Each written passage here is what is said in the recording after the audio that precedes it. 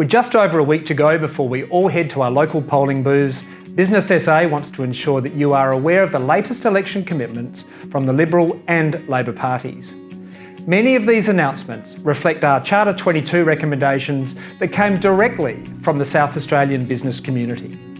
In no particular order, following our call for a renewed focus on public procurement, Labor announced that they will target an increase of $425 million per year in government spending to go to the South Australian business community, a 5% increase on the existing 77% that currently goes to local businesses.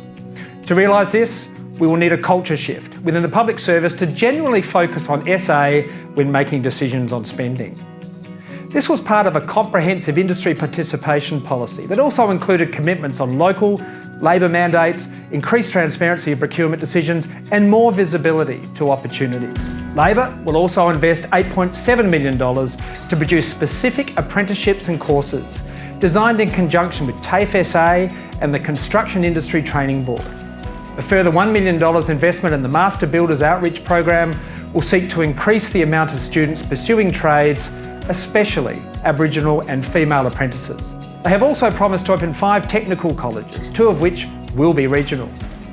Labor has committed an additional $40 million over 4 years to fund the Major Events Fund, an additional $20 million to the Tourism Marketing Fund over the next 2 years. The events and tourism industries have been 2 of the hardest hit over the global pandemic, and support for them is essential to bring tourists back, spending big here in South Australia. An early announcement was Labor's Hydrogen Jobs Plan. This seeks to develop a $20 billion pipeline of renewable energy projects in our state through the construction of one of the world's largest hydrogen electrolyser facilities and hydrogen power stations. A re-elected Liberal government will provide an additional $12 million to extend the Skilling South Australia program for a year to develop another 12,000 new apprenticeships and traineeships.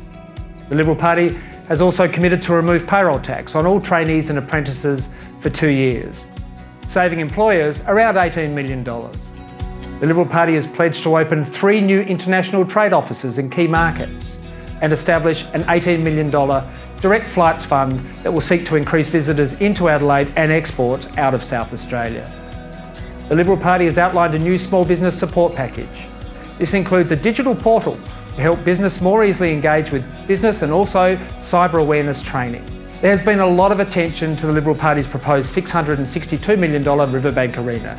An underground tunnel between the Morford Street Bridge would provide a direct link between the 15,000 capacity arena and the Adelaide Convention Centre.